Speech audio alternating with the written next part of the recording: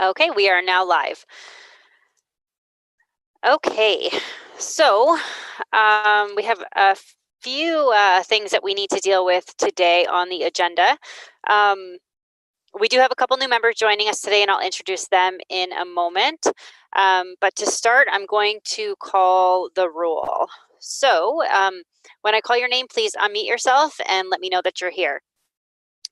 Alicia Celeste? Here. Jonathan Jorna? Here. Mark Steinacher. I do not believe he's here. David Kilstra? Here.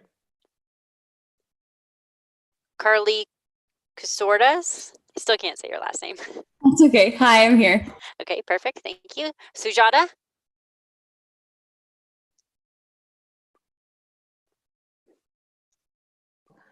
Yes, I'm here. Perfect. Counselor Antoski? I'm here. Perfect. Ashley Cookney? Hello, everyone. I'm here. Perfect. Anna Bolger? Hello, I'm here. Perfect. Okay, so that is everybody. Now I am going to just introduce the two new members of our committee, and then I'm going to let Councillor Antoski say a few words. So the first member of our committee is Alicia Celeste. We'd just like to welcome you to SPAC. Our second member is David Kilstra. So welcome as well. Tonight you'll get a taste of what we do, and hopefully you'll enjoy yourself. So I'm going to pass the mic over to Councillor Antoski just to say a few words to some of our past committee members. Thank you, Emma. Yes, sometimes this job is not the easiest job. And you may have noticed in the roll call that Ken's name was not called out, and Ken has not been re-elected to the committee through the Appointments Committee. So I wanted to take a few minutes to thank Ken for his unbelievable leadership with this committee. I believe you've been on the committee 10 years, I think.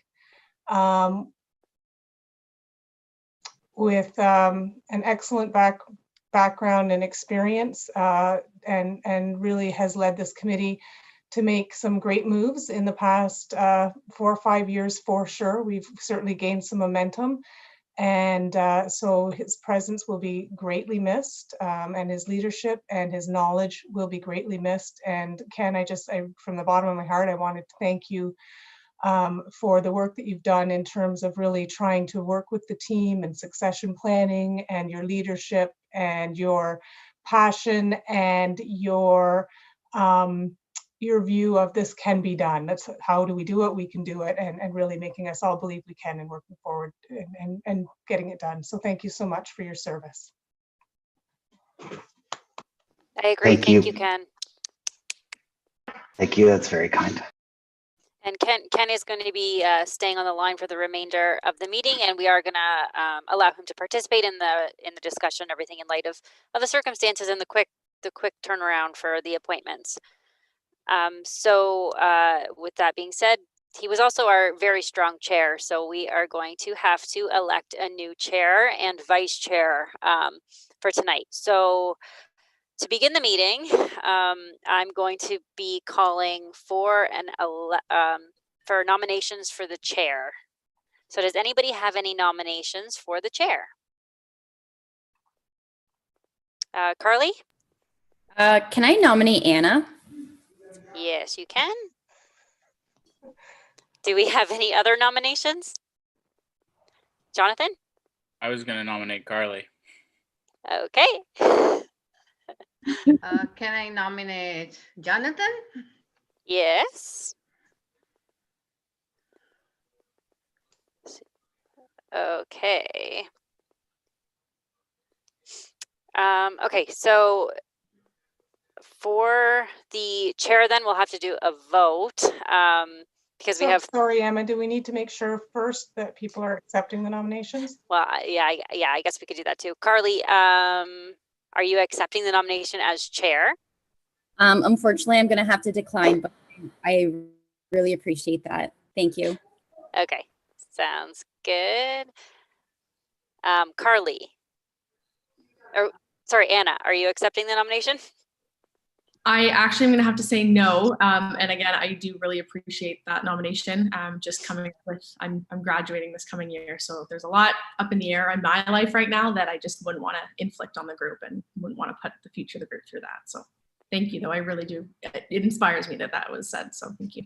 Okay, thank you. And Jonathan, will you accept nomination of the chair? Please do.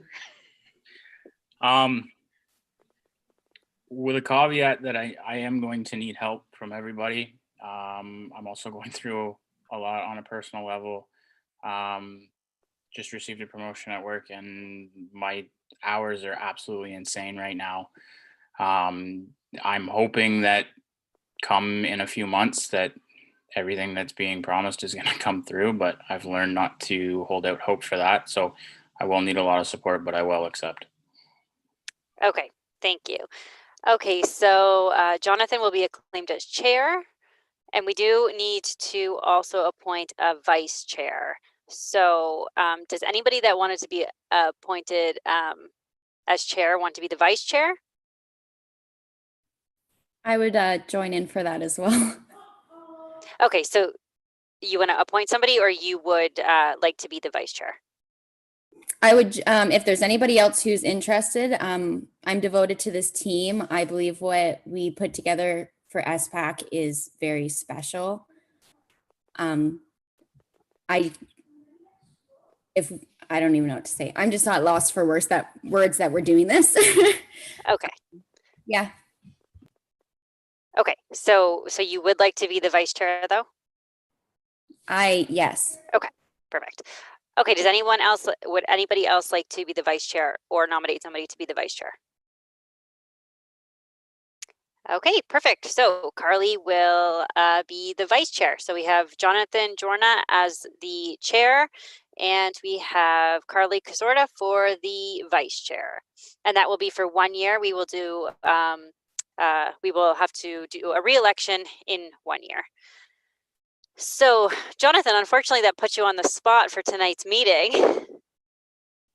I will definitely assist, and Rochelle is going to be taking the reins for a lot of the meeting tonight as well, so she'll be able to assist as well. Do you have the agenda, or would you like me to send that to you?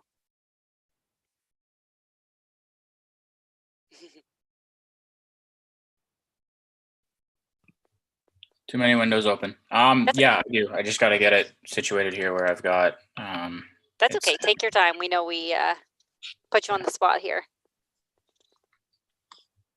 And while you're looking for that, I can assist and jump into the first item for consideration for you. The first item is the budget for the SPAC committee, and Rochelle is going to be going over that and speaking about that and asking for comments. So I can pass the mic over to her, and we can go from there to give you time. I'm set up now, but yeah, let's just roll right into that then. Perfect. Thanks.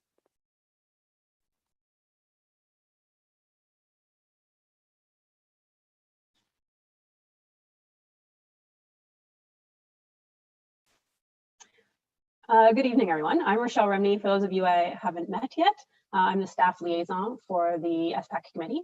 So I will be at all of the meetings and helping you guys through what you're working on. So yeah, we'll start with this budget discussion. So there's 2 items that we wanted to talk about with regard to the budget tonight.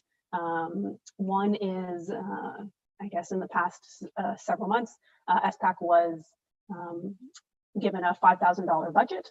And so tonight we wanted to discuss sort of the expected breakdown of that budget going forward into 2021. And then there was one specific item that we were going to talk about tonight, which was marketing a campaign piece to talk about the climate change plan. So we'll start with the marketing campaign piece. And I think if I may, I might ask Ken for some support on this, because he was looking into this specific piece, and maybe I can just ask for an update on that item.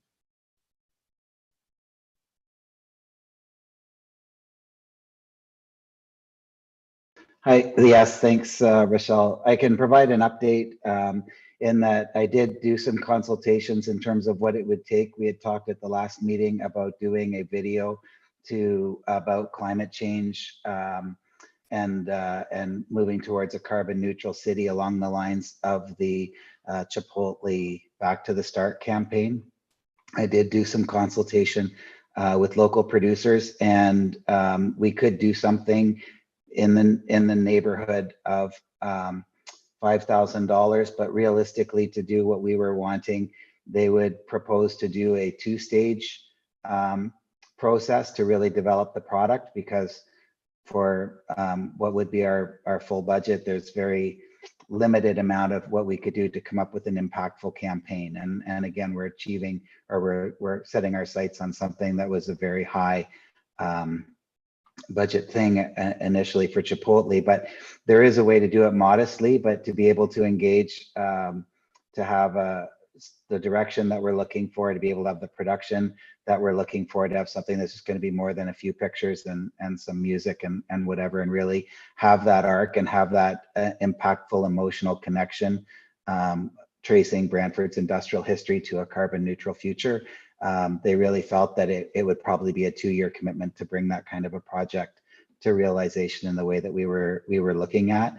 They're happy to bring forward a proposal to SPAC in what that would look like in a 2-stage development. So there would still be a product in each year, but ultimately culminating in what we're looking for. Great, thank you for that update, Ken. Who was the consultant that you were working with there or chatting with? Atomic Spark.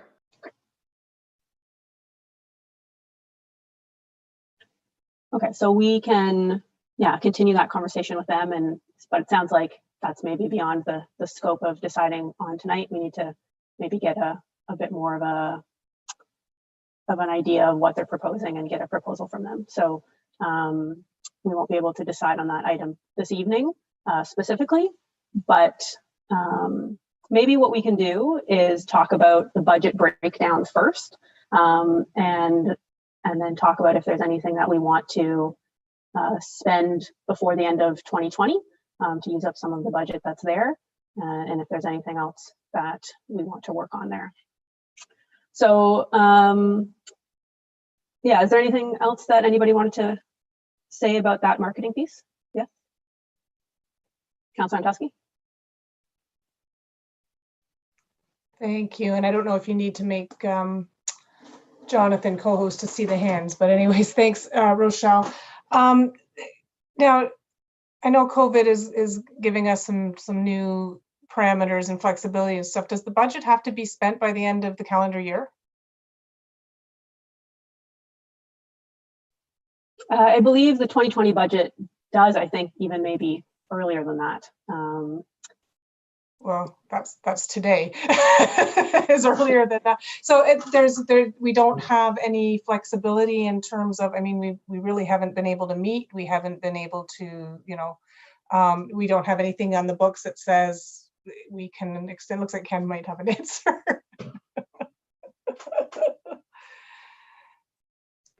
If I'm permitted to, this came up with brownfields as well in the past, and the decision that they got from finance was that as long as the funds were committed and that there was a deliverable product that they were assigned to, like all the approvals had to be done in place, the check didn't actually have to be written in the year. That some of the production, there was a rough cut that was done in within 2020, but the final was, well, not 2020, this is a few years back, but whatever, the year that the decision being made and the expenditure being allocated, a rough cut was delivered by December 31, and the final product was after that. So it gave some flexibility in terms of doing it. The check didn't actually have to be cut and out and the product done by December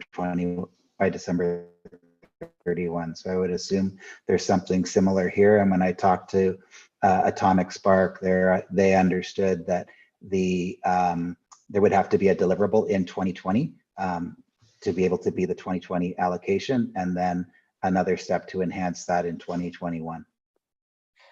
Okay, so then procedurally, my next questions are, Rochelle, do you have to have the specifics of how the money is spent approved by council?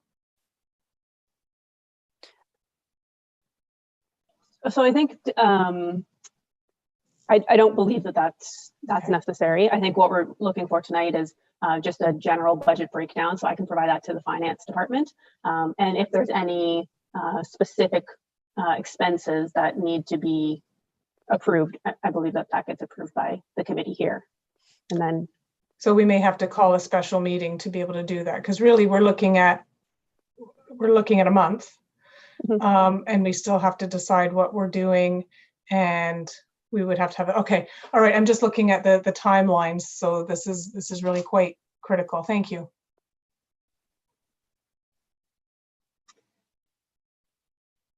okay, so maybe we'll go into the budget piece of this, if that makes sense, and look at the 2021 budget proposal.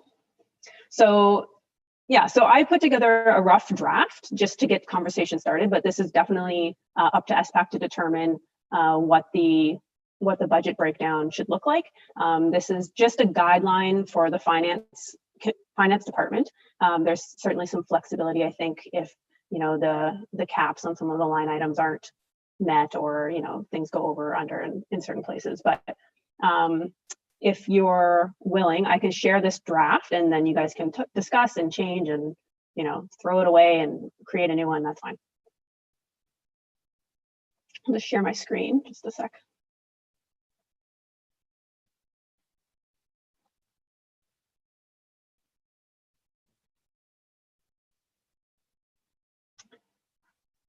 So let me know if this is too small, because I know sometimes screen sharing is difficult. Can you guys all see that okay? Okay. So there's the $5,000 budget, and just based on activities that have occurred in the past, but also considering that for 2021, in-person events are likely to still be restricted. This is what I thought, maybe could make up that $5,000 budget, but please, let me know what you think. I'll just list this off so you can, oh, sorry. Ken, did you want to comment?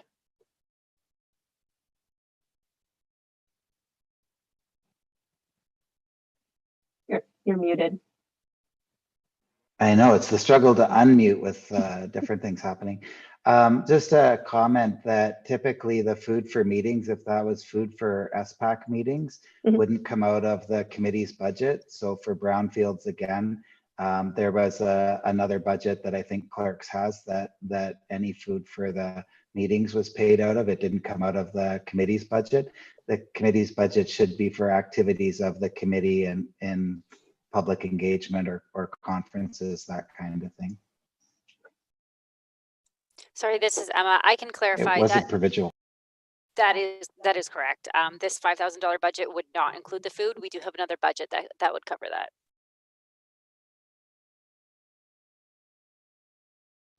Quickest find of $600 ever.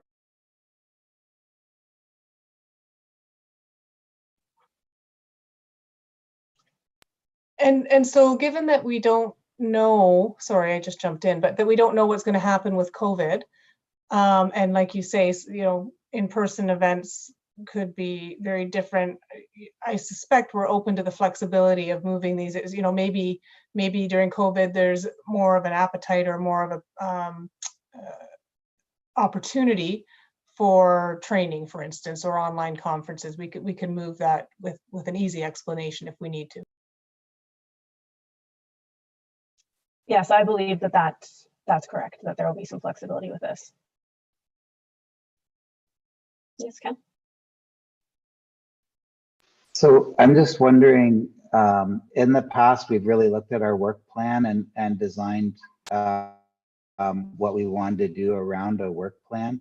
I would think that if we're going to plan a budget, we should plan in the same way. That to me, it would make more sense to divide it up based on what it is we want to achieve, or what it is, I should say, SPAC wants to achieve in 2021. And without knowing what we would want in terms of events or marketing or other things, I think it's very difficult to set up a budget that's going to have any real impact. At previous meetings, we had decided that promotion of the climate change action plan and building awareness and support in the community was going to be the committee's priority. So I think in looking at what the 2021 budget is going to be, what that, how that budget would support achieving that objective, if that's going to remain the committee's primary objective for 2021, would be good. And in particular, if you're looking at doing the idea of getting that viral online video or presentation, you know, you might want to keep a significant chunk of this for that. And also, you know, we don't know if there are going to be in-person stuff. So I would just, again, suggest that developing the budget be goal-oriented rather than just sort of blue sky.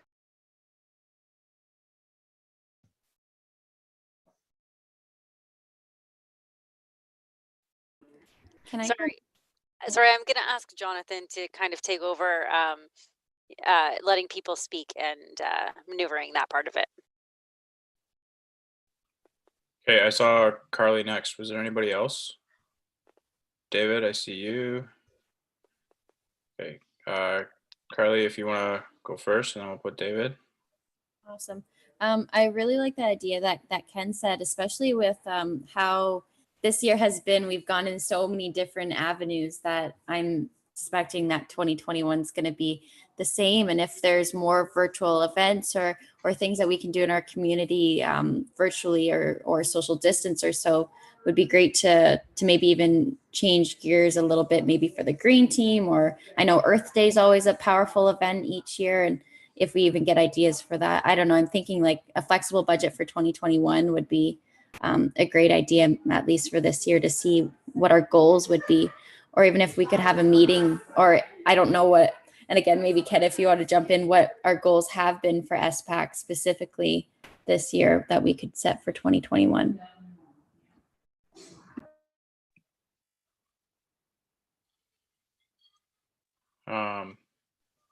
Yeah. David, you said you had a comment, sorry? Yeah, I think it sort of leads into the same thing that Carly was saying about, you know, the work plan guiding this. I was more curious about what events have been done in the past, and that might help figure out whether the events budget is realistic or not. So sort of all in the same.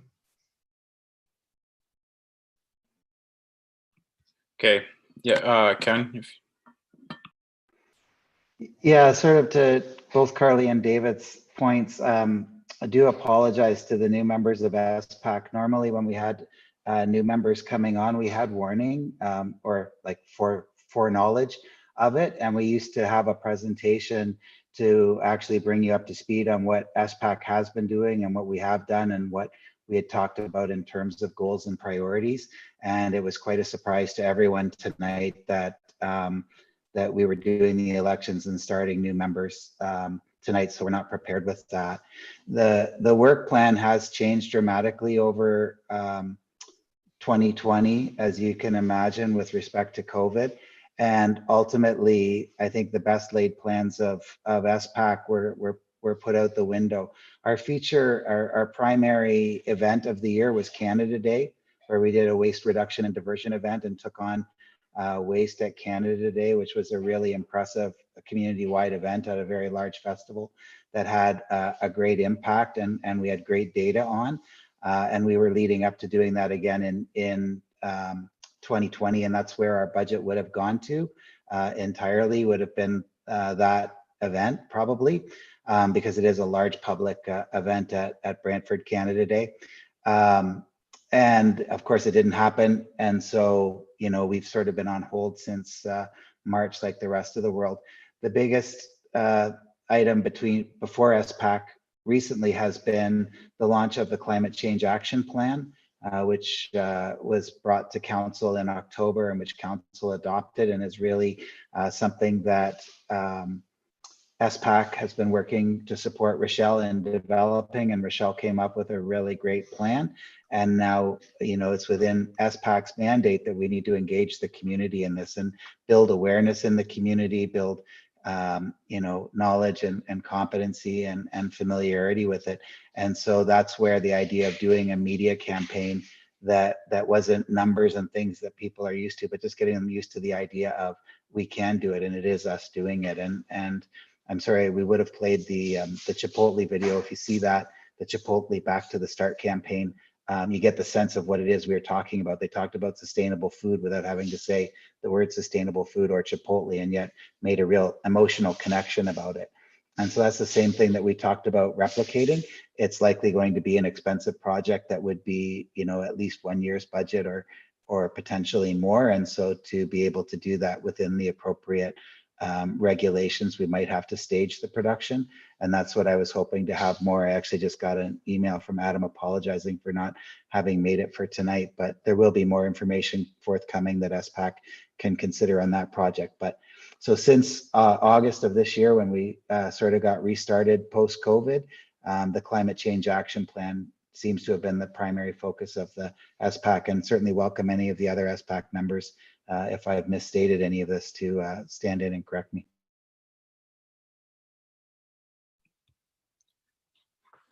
So I guess my question, I guess to Emma, would be in terms of a work plan. Typically we would do that, I believe, in January, if I'm not mistaken, for the year. And so we're almost, it's sounding to me somewhat that we need to get that in line. Now, does this budget have to be approved kind of before we get to January, or is that something that we can kick down the road? No, so just to clarify, this budget is just an idea. Finance just wants an idea of where the committee plans to spend their money. SPAC has been given a budget of $5,000, and we can spend it on whatever the committee feels necessary. They just kind of wanted an idea of where we wanted the monies to be spent. So we were just trying to break it down for them, but we do have a budget for $5,000 in 2020, and then it will reset again in 2021. So we'll have another budget of $5,000 then. So when we do the work plan in January, we could also do the budget for 2021 so that they can maybe align together. The budget that we wanted to talk about tonight is to see if there was any need to spend any of the funds for 2020. Does that help answer your questions? Yeah. Okay. Yeah. Counselor? Thanks, Jonathan. But it sounds like we do need to spend the 2020 money, and a lot of this would not be appropriate in the next 4 weeks. So, Yes. so I'm thinking we really have to look at some sort of, the top thing that comes to my mind is a public campaign for the climate action plan. Knowing that what has been approved so far is the corporate plan, and now we're moving on to Rochelle is moving on to the community plan that she's working on. So I mean, with such a limited time, that's where, and even with that, I mean, even if we're to get our communications department to do this,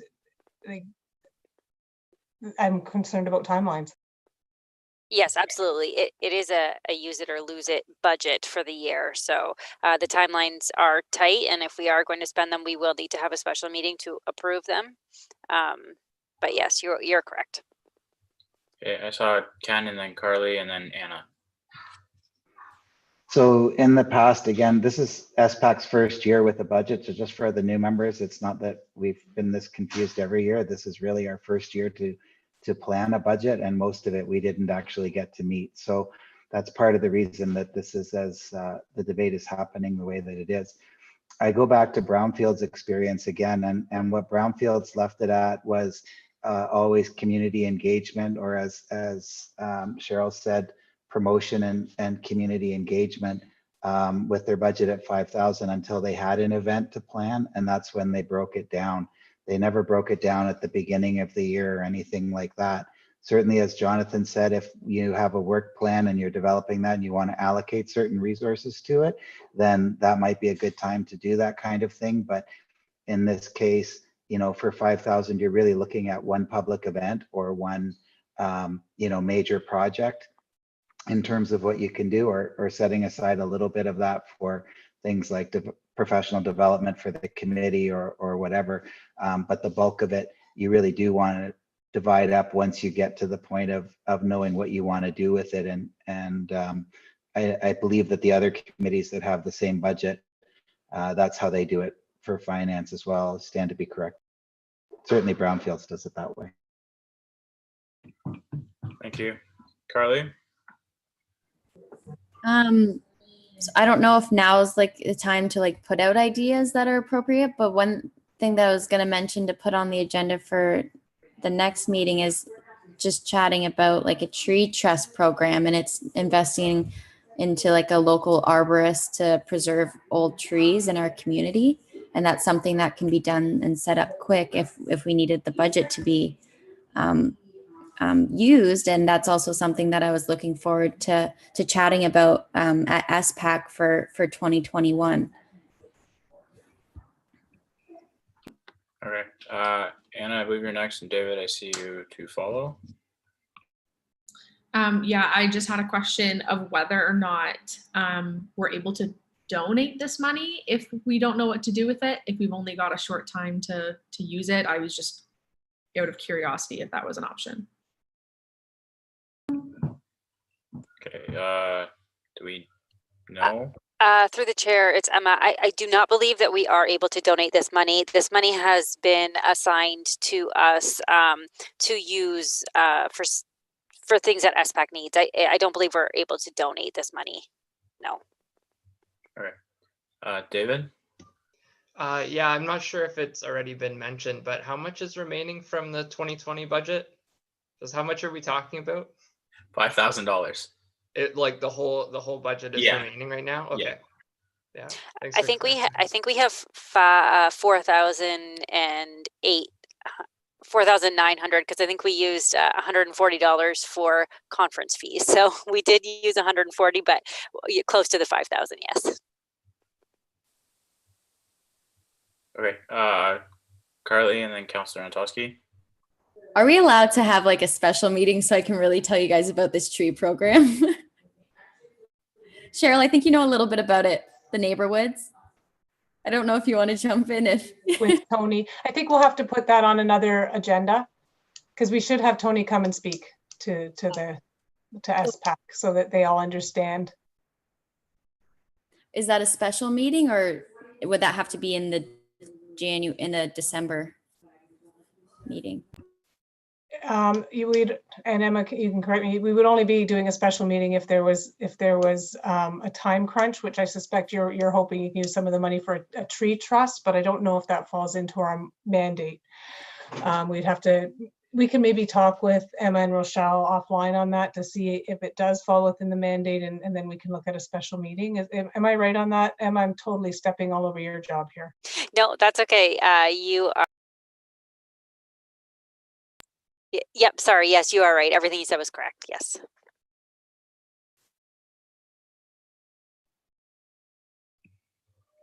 Okay, Ken? With the tree trust idea, that could be something that would be discussed in light of the climate action plan. And if it is being looked at as a carbon sink of sorts, then that might be something that would align with SPAC's goal in a short term of supporting the climate action plan in a way that's engages the public as well. Rochelle, did I see you had your, and then Councillor Antosky? Yes, thanks, Jonathan. I just wanted to mention that there is going to be an item later on the agenda where we'll talk about this community survey, and I would be happy to put some money toward pushing that message out to the public through, Facebook ads or maybe some Brantford expositor ads. So, if you are looking to spend some of this money in 2020, I would be happy to put it towards that if you guys are willing to help with that message spreading. Okay, Councillor Antosky. Thank you. I just a little bit about the tree trust, and again, we could talk more about that. I think it's a good idea because it talks to the other side of the equation, right? With the carbon sink. Again, my concern would be timing because a tree has to be identified. all of the things that we talked about with Tony, and I would like it if we could line up a few trees and have the arborists come out and check them and figure out, there's a process, there's a great process. But I'm wondering what the committee feels about having a generic budget for 2020, or what we're going to use the money on is, and this could fall into what Rochelle was just saying, just promotion and community engagement, and knowing that community engagement is going to be online at this point. Yeah, I would tend to agree that if we can find a blanket kind of statement for 2020, just so that we can make sure we utilize the money in the time frame that we have, and just kind of sum it up like that, especially because we can be almost positive that in the next 4 weeks there isn't going to be anything else that really pops up that's going to that would really warrant us splitting that money up. Yeah.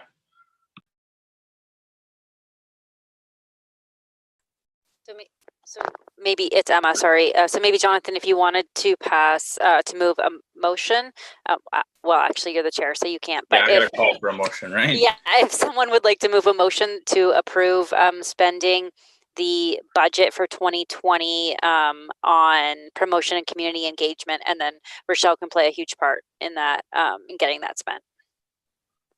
Okay. Now, before we get there, did I see that David, you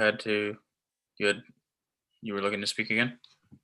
I was just gonna have I was just gonna mention an idea about mentioning social media posts or signage to that effect for the climate action plan in a public area of the city, such as near the skating rinks. Once that opens, it might be a very quick way of boosting awareness for the plan that's already been approved. It's one of the few places where people are going to be gathering this year, even in small numbers, but you'll get a little bit of foot traffic there. So just an idea anyway, but I definitely support the idea of some communications around the climate action plan. Awesome. Thank you. Yeah, so Councillor Antosky, is that a motion? Sure, I'll move it. Okay. Motion by Councillor Antosky. Seconder. Anna. All those in favor?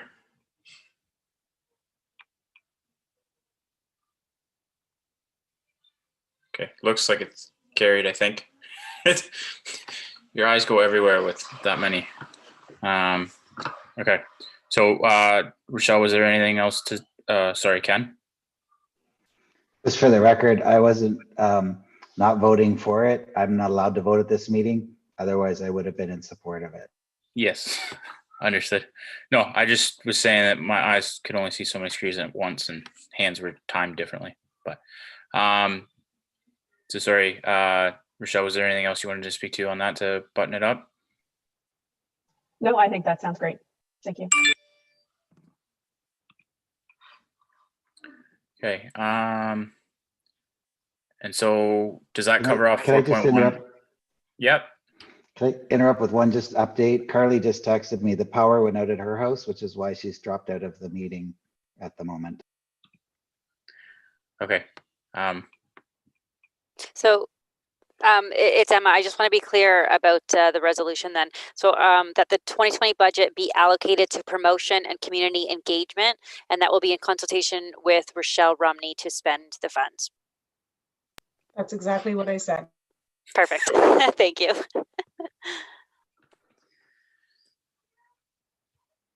Okay, and we're still good on quorum, correct? Yes, we are. We need 5 for quorum, so we're still good. Thanks. Okay, awesome. So does that take care of 4.1.1 and 4.1.2?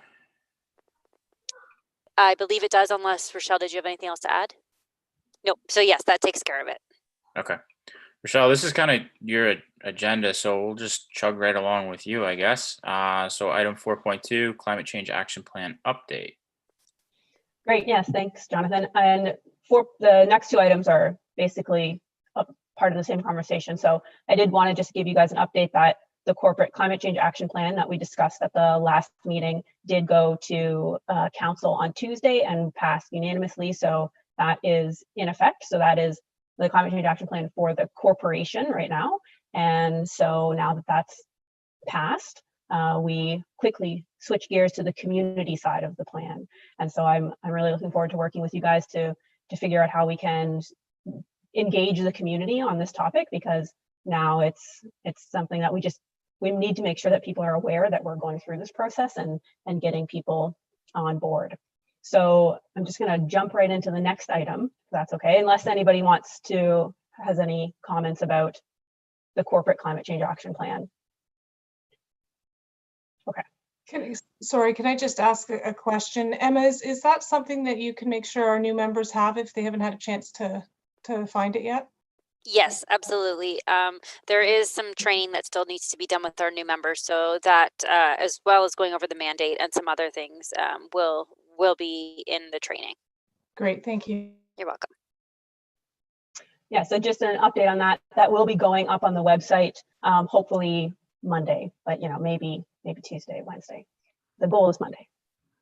Sorry, before we chug along, do we need to motion to accept the update or anything like that? Or is we just good to keep chugging? Thanks for asking, Jonathan. For that one, it was just simply an update, so we can just keep going for that. Perfect. Moving along. Okay, so the next piece, yeah, as I mentioned, we're going to be looking at putting together a community climate change action plan next. So this is focused on mitigation, which is reducing emissions from homeowners, businesses, industry, transportation, all of those things that affect the people who live and visit and play and work here in the city of Brantford. So the plan right now is to have that done by May or June. So we're going to start that engagement process now. So we're going to start this with a community survey just to get an idea of what people are thinking about climate change, where people are on the scale of like, I'm ready to do anything necessary to, get to carbon neutral, or not interested, sort of figure out where the community is if we can figure that out. So I put together a community survey that was forwarded to you via email prior to this meeting. So I'm going to just share my screen and we can go through that quickly. And what I'm sort of hoping to get from you guys is whether you think this survey is, easy enough to understand, will be appropriate for sending to the community, if I'm missing anything that you think should be included there. And then once we talk through that, talk about how is best to get this out to the community, like how will people see it, social media, newspaper, posters, like talk about that outreach, because that's the hardest part, is we can put the survey together and then making sure people know that it's there and filling it in. So, and hopefully all of you will also fill it in once it's up and running. Okay, so let's see if I can share this with you guys.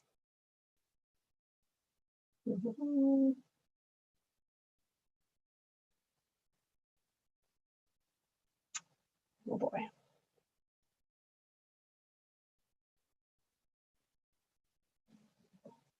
Pardon?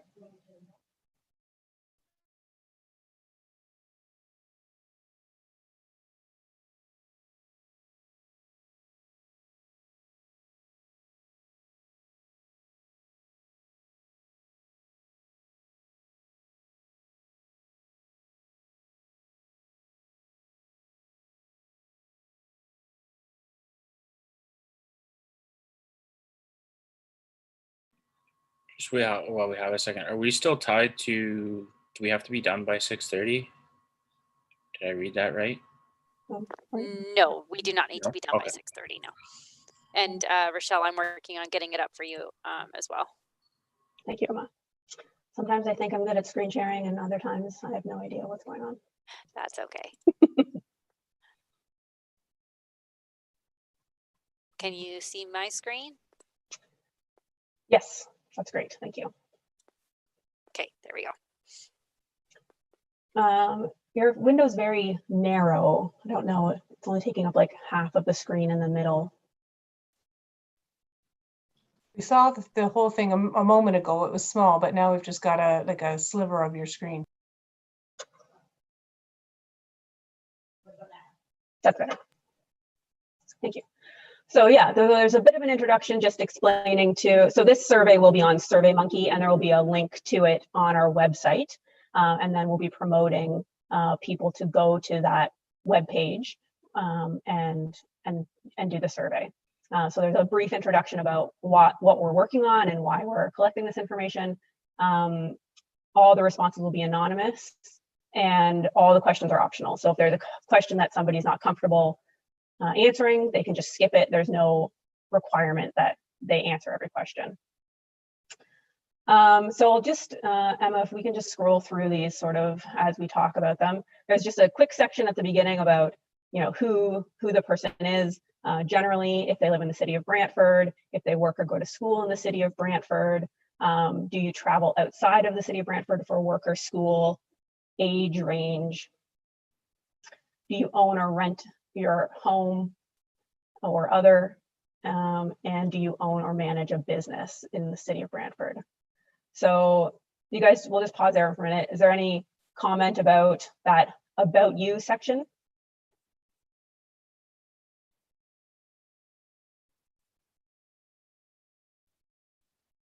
Sujata, you had your hand up?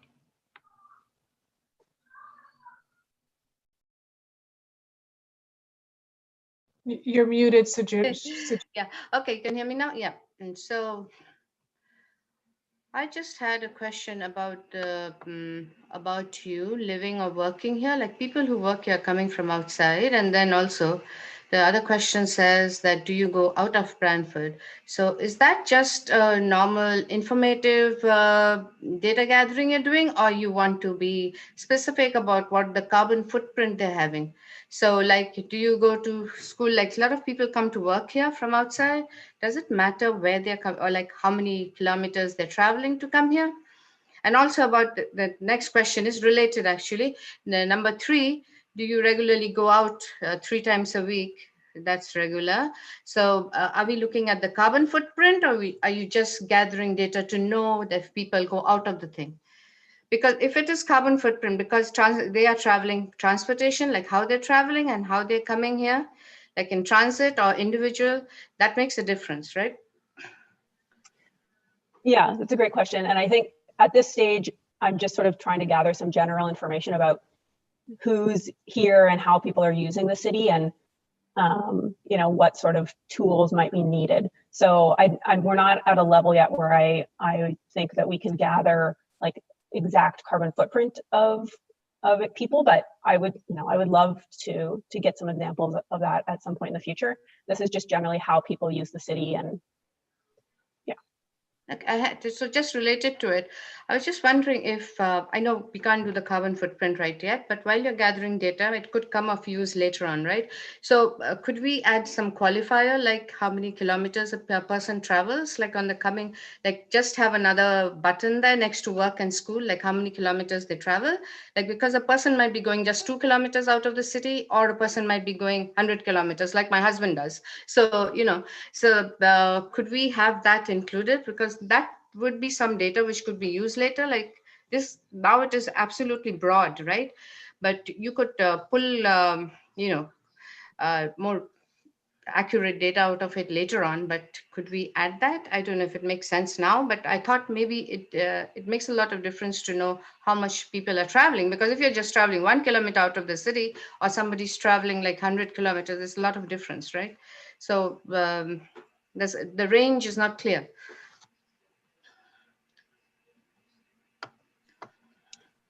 Yep. Yeah, we can look into adding that, I think. Yeah. And again, if people want to fill that in, they can. And if they don't, that's fine. Yeah. But yeah, we can put in a question saying, what's your average commuting distance? Yeah, just like what I was thinking was just next to work, like IT can program it, like you just put a thing, put days, and they can add like 3 days and how many kilometers. They can just add the kilometers approximation. So it could be just next to the school and the work. That is if you are considering it. Just a suggestion, nothing else. Councilor Antosky, I see you had your Hand up. Yeah, thanks. I see where you're going with this, Sujata. My concern is, so if we ask somebody, if we put that next level that's got that's quantitative rather than qualitative, yes, I'm traveling 100 kilometers. Well, that still doesn't tell me anything. Are you traveling by train or not? Doesn't tell me anything. It tells me part of now I've got a follow-up question. Well, is it train or is it your own car or is it? So I guess I'm kind of seeing why a lot of this is more qualitative at this time, and maybe we dig deeper with the people that engage in this. I'm not sure. I'm open to other people's. I wonder how much use the one part of that question is, which needs a lot more information. Sujata, I'll let Sure, go ahead. let you respond first, and then I see Anna and David as well. Okay. Did you want to say I should respond to it? Okay. Yes. Sorry. So I was just thinking because you are wondering about how people go far. It doesn't make any difference to me to know, like a person is going 1 kilometer out of the city and a person is going 100 kilometers, but both answers are yes, we're going out for work. But how does it impact Brantford if I'm just going 1 kilometer? No way at all, right? So from that point of view, I was saying that, and I was coming to the point that by transit or individual cars, I was coming to it, that maybe we should put that either by transit or by individual this thing, because that makes a difference too. Because after all, we are discussing climate change, and these are all important factors that, these are driving forces for climate change.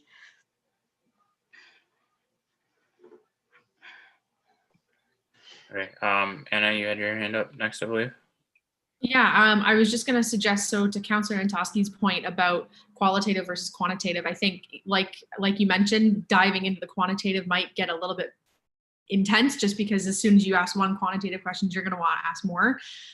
So maybe to that point, if we ask a question of, do you own a car, or how frequently do you use a car for personal or work purposes? Just so that it's very broad, it's very high level. We're just simply asking like sort of what mode of transportation they use most frequently, to kind of get at a little bit of that data, but just not as intensely as quantitative.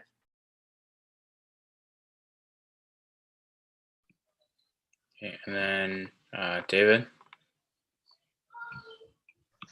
Yeah, so I saw this as well as not necessarily, like the purpose of this not as a quantitative exercise. I feel like, and correct me if I'm wrong, there's probably a community baseline component of this that will be completed.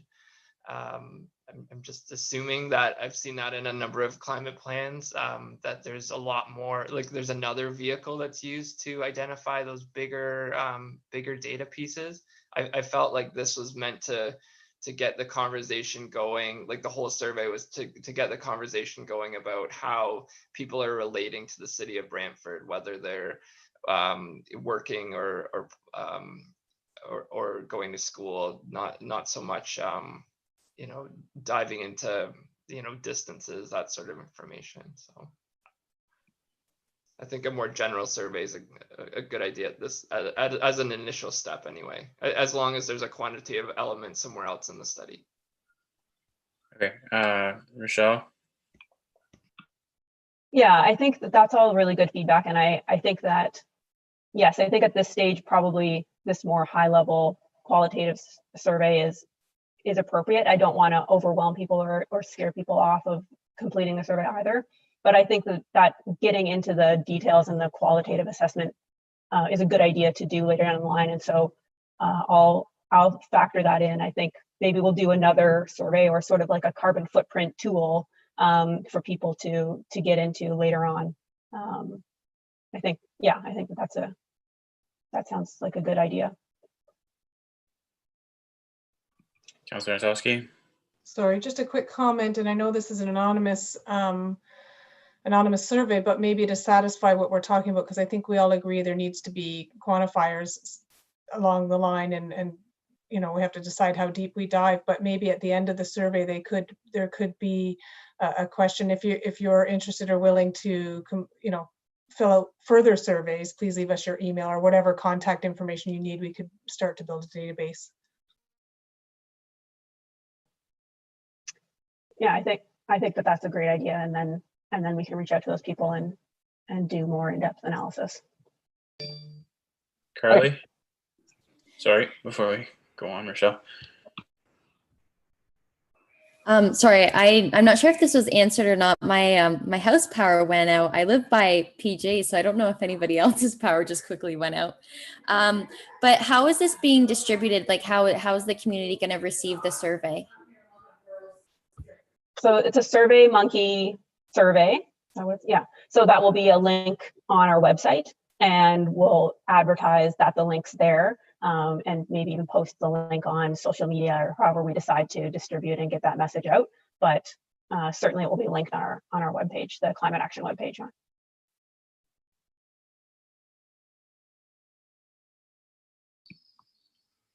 Okay, so I'm gonna keep moving down here. Yeah.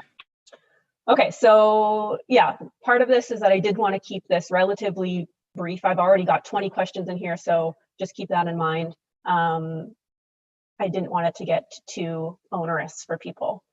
So the next section is sort of understanding how people think about climate change, relate to climate change, understand climate change. So we've got, I'll just run through the questions and then we can discuss at the end. So the first is your level of understanding of the causes of climate change, and then your level of understanding of the impacts of climate change. And then on a scale of 1 to 10, how concerned are you about the impacts of climate change?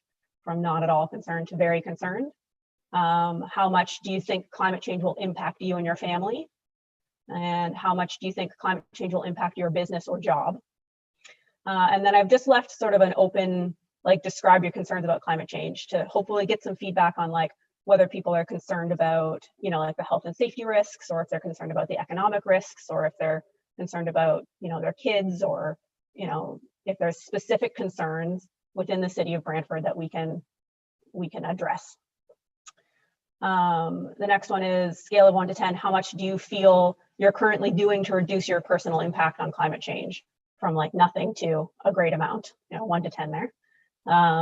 How much are you willing to do to reduce your personal impact on climate change? From nothing to whatever's necessary.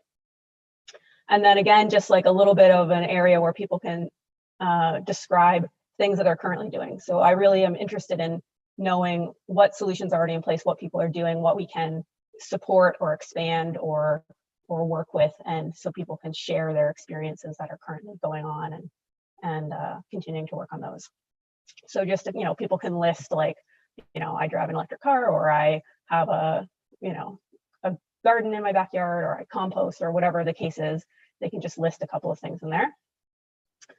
So the next one is, I've listed quite a few things here. So if you think there's something missing from this list, I'd be interested to know that. So would you consider doing any of the following to reduce your impact on climate change? So this list to me serves as sort of like a bit of an education piece, so people can look down that list and be like, oh, I didn't know that diverting my food and organic waste had anything to do with climate change. Or, I didn't know you can buy carbon offsets, or, whatever that case may be. So that's the purpose, one purpose of this list, but also to know what people are willing to do. And like, maybe nobody is interested in installing solar panels. And maybe, 75% of the city is interested in having an electric car. And so then we can sort of steer some of the solutions in that way. And then in the next section, and there's an other there if people want to add something else. The next question asks, if you're not doing any of these things, why? And so I want to know, like, what are the barriers to people? Is it money? Is it time? Is it knowledge? You don't care about climate change. There's no availability of products. Like, that's a real problem, certainly. So, if there's anything you think is missing from that list of barriers, I'd be happy to hear about it. But there's still an other section for people to fill in a blank there. 18, how can the city support? So this is, I'm not sure what sort of feedback we'll get here, but what do you think the city should be doing to help businesses and residents help reduce their impact? Because that's what we need to know to put into this climate change action plan. And then 19 is, did you know that this is just like a bit of a plug. Did you know that the city has a corporate climate change action plan, and directing them to where that's located? And then, generally, do people support the idea of a corporate climate change action plan or not? And then finally, just, is there anything else you'd like to say? Just a, open question there. So that's that. What do you guys think?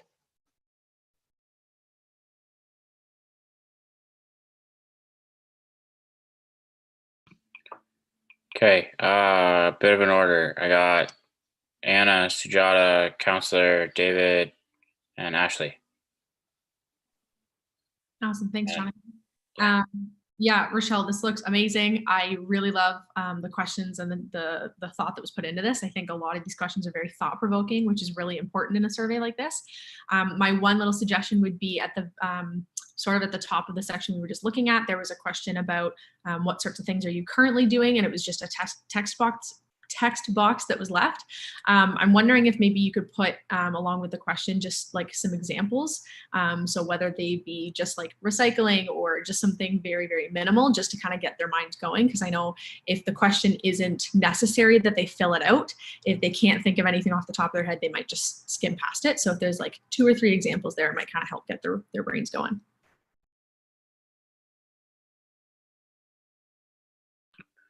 Awesome. I think I said Sujata was next.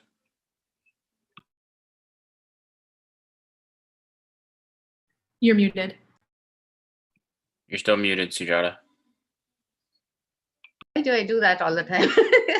Start talking without unmuting. Okay, yeah, I was going to say the same things actually, what Mana said, or just support that. I wanted to also say about the wordings of that thing of actions that you have identified. I think it should be that are listed above, right? Which they are not doing. I don't know. It just struck me as that the wording of that line, that's it. And the rest I was going to say what Anna said actually, so I'm fine with it. Awesome. Thanks, Sujata. Councilor Natowski? Thanks, Jonathan. I almost did it. I think of the I Do, I Will campaign that we ran, and I think that's where the committee's going in terms of giving some examples, because it could be I hung my laundry or whatever. And I think after going through the whole thing, I'm even more convinced that the qualitative information here is really important, because this is going to create the baseline in terms of what level do we need to be starting at when we're doing our promotions and our campaigns? What is the literacy currently, to make sure that we're not, there's a lot of people on this committee that have significantly more information and experience with this stuff, and sometimes you forget how much more you know than somebody else might. So I love this qualitative and this I guess a baseline, a community baseline.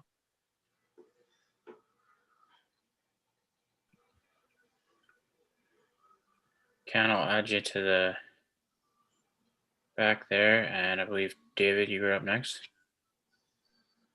Sure. Yeah, I thought a lot of the questions were really well written, especially I really liked the question 16, I believe, the one with the list, and I'd also agree to that. Earlier on, when you're talking about what things people may be currently doing, to have a list of things that ideas, and in some cases we might be surprised that people are already doing those, or if we're not seeing a lot of uptake on a certain item, that might guide your future study towards that, to see how you could create incentives around those issues a little bit more. So that might trigger something later on. The one question 17, the way it's written is a bit negative. I thought, just in terms of, and also because you have such a long list for 16, it's not quite clear, like it's what is the reason for not doing any of the above actions you've identified? It's already, it's leading already saying that people aren't doing it, where in fact they might be. So it might be instead written as, or you could have a question instead. In what ways do you think you could be doing more to help address climate change? And then it might be a little bit more of a positive discussion around this. And the other piece of feedback I'd say is, I think where you have the sliding scale, where people could choose or how they're currently approaching the issue of climate change. I think the phrasing "whatever it takes" is a bit subjective to certain individuals. Whatever it takes for one person is completely different from other people. So I'm not sure. Maybe it's just the way it's written. If drastic action, or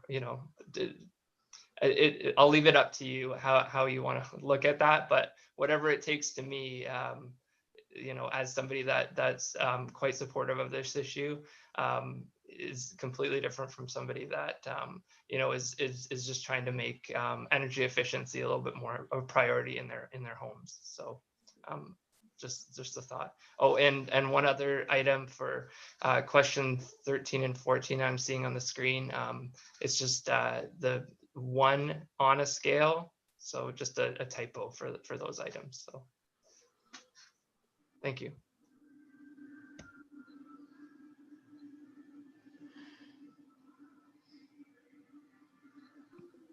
Okay, I'm talking now. Carly, I'll add you in. And Ashley, I believe you were next. So we've got Ashley, Ken, and then Carly. Thanks, Jonathan. So I just have a couple things to say. One, thank you, Rochelle, for another amazing thing put together. I would like to first point out that I actually felt that question number 17 was like one of the biggest strengths of this survey. Only because I feel like a lot of times when you give out surveys like this, people get into the mindset that this is something that they're either being criticized for, or they may not want to actually provide an honest opinion. So I think that this question is really pointing out the barriers that are stopping people from engaging in these different types of changes and lifestyle changes and whatnot. So I think that's really valuable information for us to have. And even though, like, I know obviously being kind of mindful of how things are worded, but I think that it's important to kind of leave it as it is. Secondly, I would like to bring up the idea of maybe providing some type of incentive, just to make sure that we can try and get as many people as we can to actually be filling out the survey, whether it be something that's donated. I know we have someone in this Zoom meeting who may be interested in providing a donation from her zero waste business, and maybe even connecting with some local people, especially considering what's been going on with COVID and supporting local business, maybe connecting with a local business who is very passionate about waste diversion and is, a zero waste champion or whatnot. And if they'd be interested in contributing a gift card to be able to do as like a draw as an incentive for completing this survey.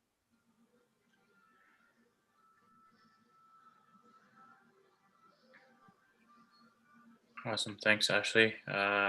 Ken? So just 2 things. I think when the discussion with question 17, Ashley really put the nail on the head there. I think it's what are the barriers to doing more is the approach that we want to take in looking at that, so that we're not assuming that people aren't doing any of the above, but just what's stopping you from doing more? Don't want to, or all of these other things, or whatever. So I think it's a great question and great data to get, but maybe looking at it that way. The other thing that I wanted to say is just a reminder, Rochelle, when you're designing the survey, or communications is designing the survey, to remember that we do have all the I do, I will pictures from 2019 Canada Day, and it might be a great way to incorporate that, like Kingston did in their report, that it's a great way to humanize it and buy more engagement, because people see themselves being reflected or their community being reflected. And we do have the releases for all of those photos to be able to use them in that way. So that's just a suggestion.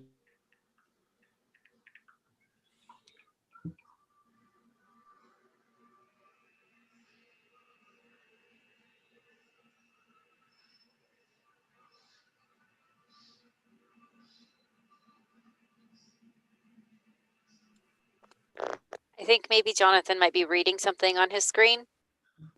But I see. No, I just didn't hit my button. Yeah, Alicia, I got you on the list. That's okay. Work. And I believe we were at Carly, if I'm not mistaken. Hello. So I agree. Ken, you got the exact words that I was thinking for number 17. I like how, and what Ashley said as well, how it's holding people accountable. And as well, David, like all those points all kind of come together where if we switch the wording just a little bit, but still kind of really get that transparency to come out, kind of like for 17, if you could take on more of an individual climate action, what is your barrier? Maybe your barrier is that like everything that you had listed there, or maybe even add one in saying there isn't a barrier. I do everything I can. And maybe there's some people who truly think they're doing everything that they can. So I think that might just be interesting to just reword the question, but still kind of keep that idea going through. And Ashley, love your point as well too. And again, if needed or if it's of interest, and I'm not sure how many people are going to be joining in on this survey, but I definitely would be interested in like donating something from my local business, whether it's like a beeswax wrap for everyone who signs up. You could just add in like their local address in Brantford, and that could just be something I could drop off to them, or like a straw pouch. Or if we're getting like a lot of people coming in at cost, I could do that as well too. Just something to kind of, I know people like incentives, and if it's something related to climate change and if they're really on board and if they get an incentive out of it, that's also them kind of making their climate action change. Like, oh, I filled out this survey. I am now a champion at climate change and I'm getting a waste reducing item. Like it makes a good market for people to want to do the survey.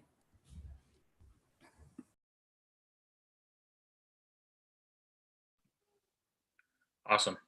Welcome back, Mark, and your friend. And I believe we are on Alicia and then Councillor Antosky. Okay, so I guess that just raises my only concern, I guess, with the incentive is because the survey is currently anonymous. So I'm assuming then people are going to have to put in their names, and that kind of takes away from that, I guess. Granted, I guess their responses aren't necessarily tied to their name, but at the same time, you're going to know who is completing the survey. And then secondly, I'm just wondering if you've done surveys in the past and where you advertise them all and what your response rate has been. Yeah, I can just answer that question quickly. No, I have not done surveys in the past. So I don't know, like certainly other people in the city have, but I personally have not. So I don't know what response rate to expect here.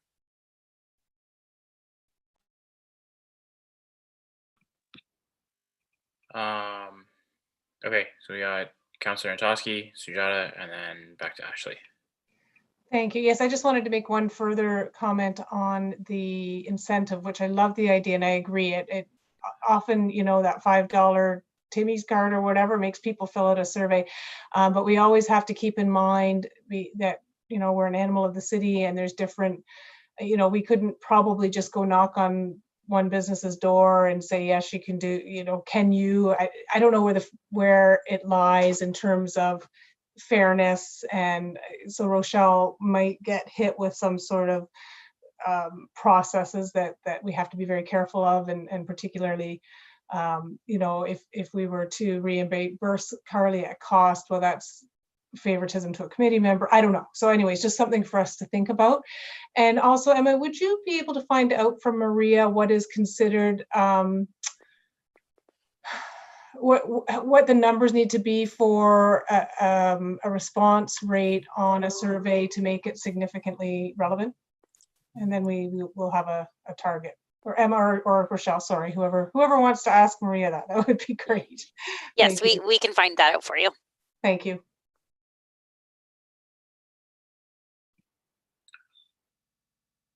Awesome. Sorry, Carly, you weren't the only one that the power struck. Mark seemed to share that issue. Sujata, I believe you were up next.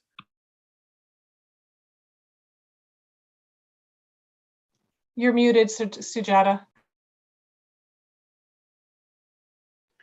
Okay, sorry. Getting old. Okay, I'm used to speaking on Zoom continuously, so this one.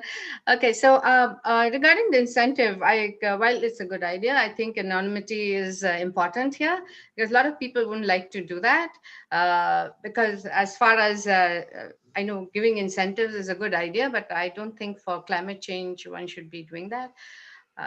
It's just that I feel that people have to put their names as I don't know what Alicia said. Yeah, I wanted to say that only because and also there's a point of which businesses are you going to target to give incentives? Because I also deal in zero waste stuff. So you know what? I don't think it's not a question from that point of view, but I just think that the service should remain anonymous.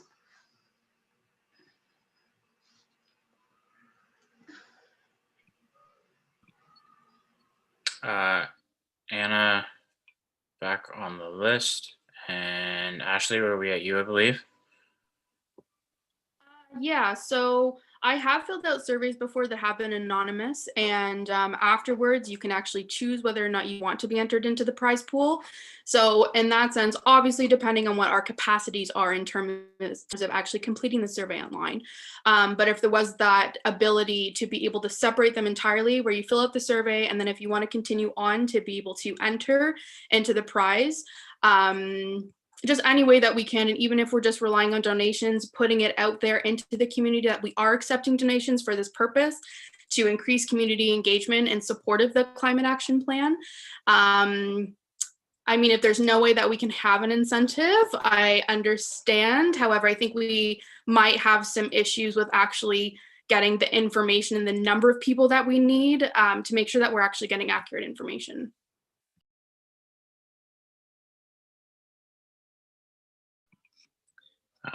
Anna? Actually touched on the point that I was going to bring up about having a separate survey. So after the survey is finished, being able to register for the draw after that. So anyway, thanks, Ashley.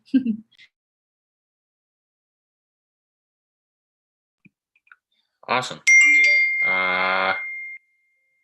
So Rochelle, was there any? Yeah. Great, yes. I just wanted to respond to that. Thank you guys all so much for that feedback. That's wonderful. I think as for the incentive, I'm going to look into this. I think I certainly would want to go with something that the city would donate. So we have the possibility maybe of donating like a composter or a rain barrel or something like that, or we have some stuff in the city that we could gather up, like some water bottles and some coffee mugs or some, like, put together a bit of a swag bag. So I'd probably go that route instead of asking for donations from the community. And then we could certainly, I think I'm gonna chat with communications about what they think might be best there. I don't know if we can separate the responses from the contact information, but we could certainly have like an optional, like if you'd like to include your contact information to be entered into a draw, or we had talked about earlier, completing additional surveys with a more qualitative lens or quantitative lens. So we could maybe add that in the bottom optional. Certainly, if people want to remain anonymous, they can do that. And yes, thank you all for all that feedback on those questions. I'll take that into consideration and revise and review and then get that up hopefully on Monday. So I will send you guys an email once that's up, and hopefully you all fill it in and share it with your networks. The next question I wanted to ask is, if you guys had opinions on appropriate, I guess, avenues to send that message out. Social media is certainly the most common and obvious angle, but if there's particular groups that we should share that with, and then if there's anything beyond that you think we should work with, then let me know. Councilor Antosky? Certainly social media, Instagram, we've heard is whatever we heard 4 times. Facebook. and this is only my opinion, so people can weigh in. My opinion would be to spend as few dollars as possible with the expositor. Not because I have anything against the expositor, but because the distribution rate is very low, and I'm not sure how much of our target audience is reading the paper. So I'm not sure even moving forward that that's a progressive avenue for us. Sujata, did I see you had your hand up? Mute. Must be really annoying to you guys. Start talking. Well, I was ready for it that time. Okay, so I was just wondering because it's just my opinion, but whenever we check our mail, we get these surveys coming from the research groups also. So could we send just a paper with the survey and just directing them to go online and do it? I don't know if that is cost effective at all, but I thought that way the many people who don't surf the internet could probably get an idea to go there.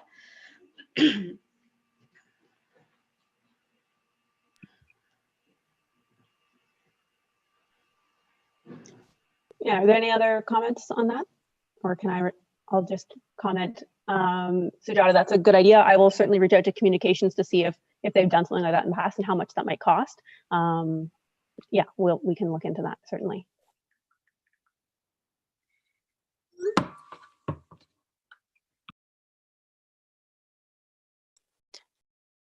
I'm not sure if do we want to do a resolution to endorse the survey? So Rochelle has that for her records.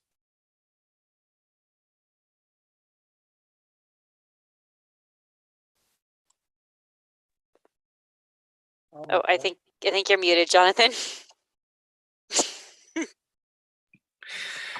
There we go. So yeah, looking for a motion to strongly endorse the survey as was put forth. And we'll motion by Sujata and seconded by Anna.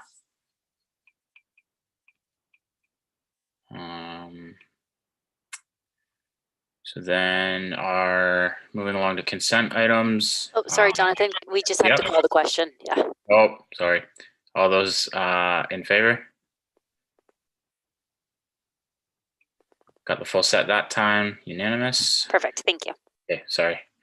Yeah, and so moving along, consent items 5.1, the minutes, that the minutes of the October 22nd meeting be approved. Can I have a motion?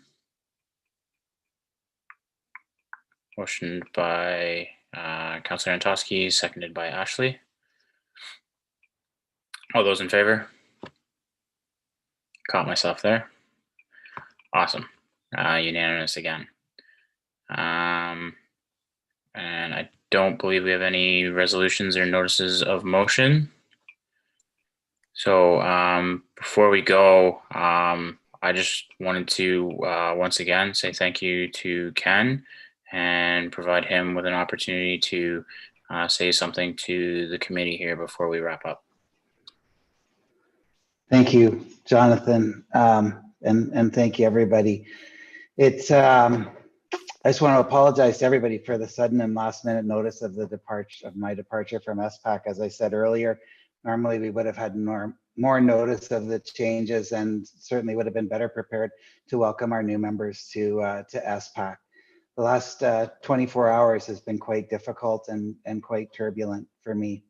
You know, it reminds me of my first experience with COVID changing the world. I'm sure you all remember when you first, realized your world was upside down and nothing was the same. For me, I was in training at the time and we had just finished a field week and I was getting ready to leave for in-class instruction when an urgent email came through, all classes canceled due to COVID, contact your manager for future direction. I was like, oh my God, like what's going on? Everything I knew about my day, my week, my future had changed in an instant. And yesterday I had a similar experience. I received an email in the afternoon from the clerk's office informing me that council had decided not to reappoint me to SPAC. And I can tell you my whole world quite literally shook at that moment. Like what happened? Why? What next? It felt like a piece of me, a large piece of me, of my life, was just being taken away by a force I couldn't see and I couldn't change, and I couldn't even appeal, as you know, from my nature. It was already done. There was no appeal.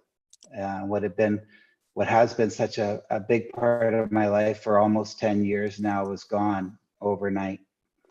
And then just before the meeting, about a half hour, 45 minutes before the meeting, as I was preparing to chair what I thought was going to be my last SPAC meeting, I was told that in fact I was already no longer chair.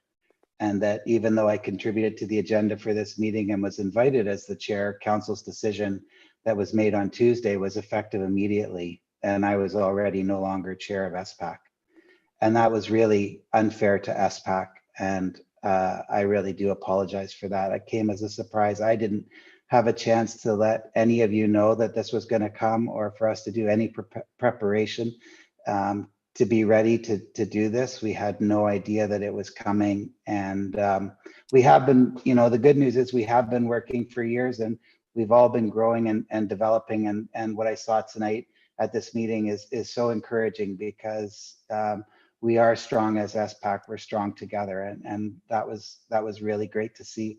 I really want to thank Emma, our clerk, who's provided me as the chair with incredible logistical and procedural support. And Jonathan, I know she'll support you well, and you're going to be amazing as the new chair. And also to Julia Sippel, who I think Emma and Julia worked together to at least arrange for me to be able to participate as a member of the public in this meeting, which was an extraordinary gesture. And thank you to Emma and Julia for doing that and giving me this opportunity to say farewell to the committee.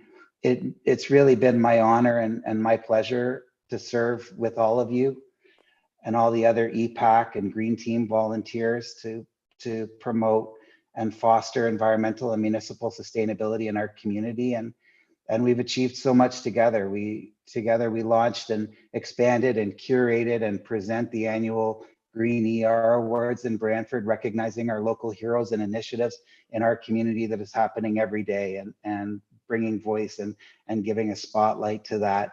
Achieving the Declaration of the Right to Live in a Healthy Environment was an SPAC initiative that got council together and actually got the declaration of the precautionary principle into a policy of council.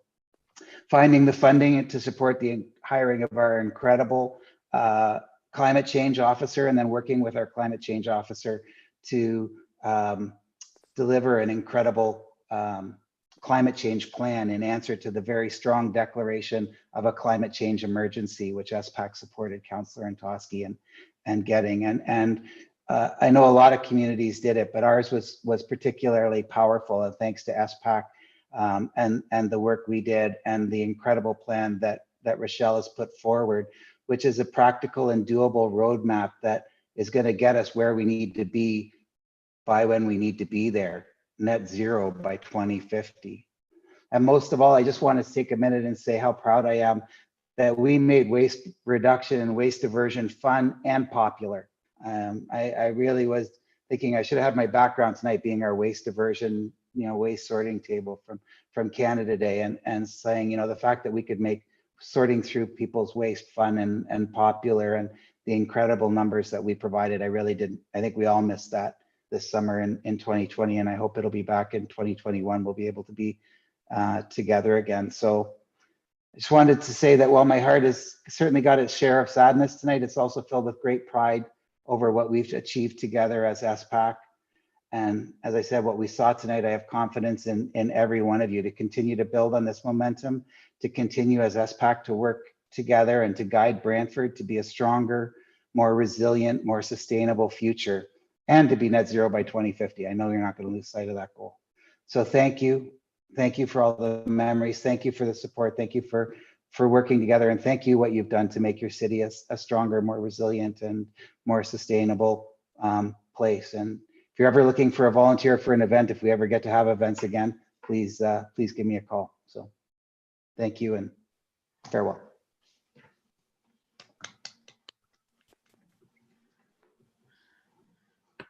Thank you, Ken. Yeah, I don't know what else to say other than thank you. Carly? I have a lot of words to say, but like as soon as I start talking, I'm now emotional. But Ken, like your hard work is so inspiring. I think you're the reason why I show up. You have been the reason why I showed up since day one. And that was day one, just getting a text message from a friend saying, hey, I know you like to clean up garbage. This is your crew to join in.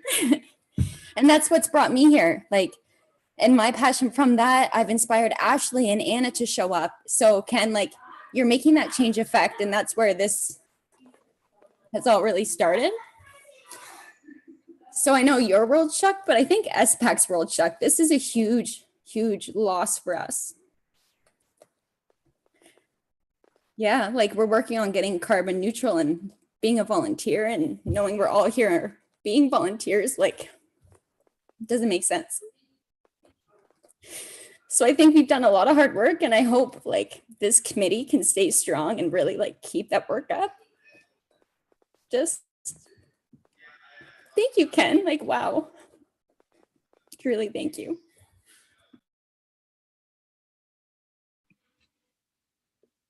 Okay. Thank you. You'll always be in my heart.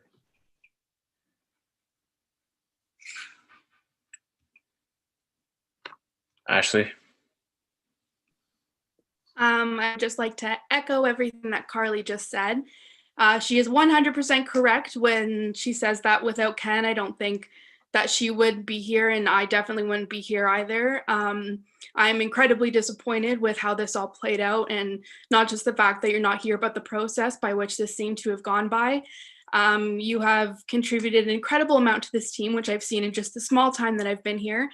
And just to let also our two new members know as well, even Rochelle would not be here if it was not for Ken. City Council did shut down actually sourcing the climate officer, and Ken found the resources himself. So without him, she would not be here either, and we certainly would not be anywhere close to where we are today. Yeah, wow. I just really want to thank you. You've been an incredible role model and everything that Carly said.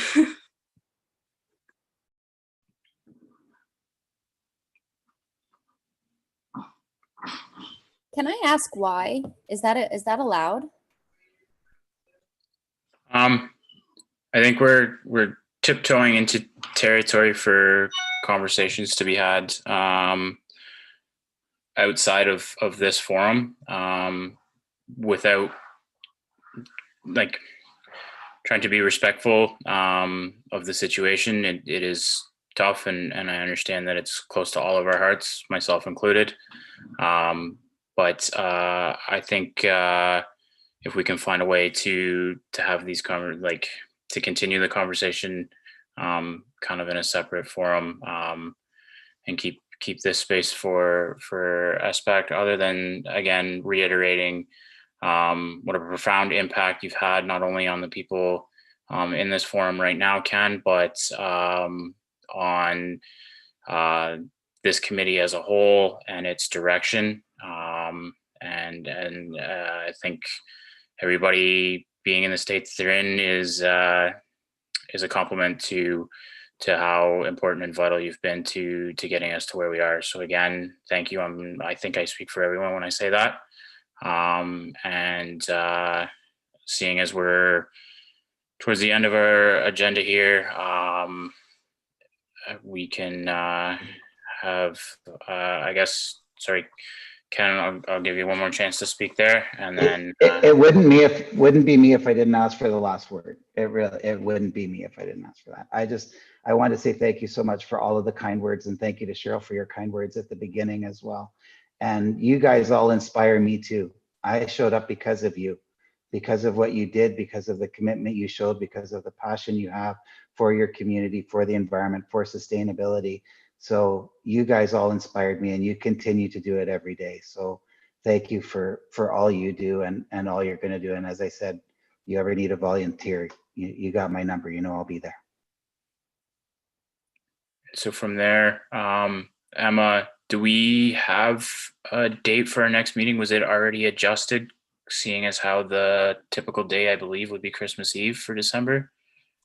Yes, we do. I believe we adjusted it to the 17th. Let me just check the calendar. Yes, December 17th is our next meeting. Okay. Sujata, did you have a... You're on mute. Yeah. Yeah. You can hear me now? Yeah. Yeah. So 17 doesn't suit me. I have a specialist appointment in Ajax, so I won't be able to make it back. Okay. Thank you. So I just call the meeting? It's been a while. Do I just call the meeting, or do we need a motion to adjourn? Nope, we can just adjourn. We don't need a motion to adjourn. Okay. Thanks everyone for the discussion we had tonight, and one final thank you to Ken, and I'm sure we'll be in touch soon via email. And Have a good night, everyone. welcome to our new members. We look forward to As seeing also you welcome next to our new members. Bye, Ken. Thank you. See you, everyone. Bye, everyone.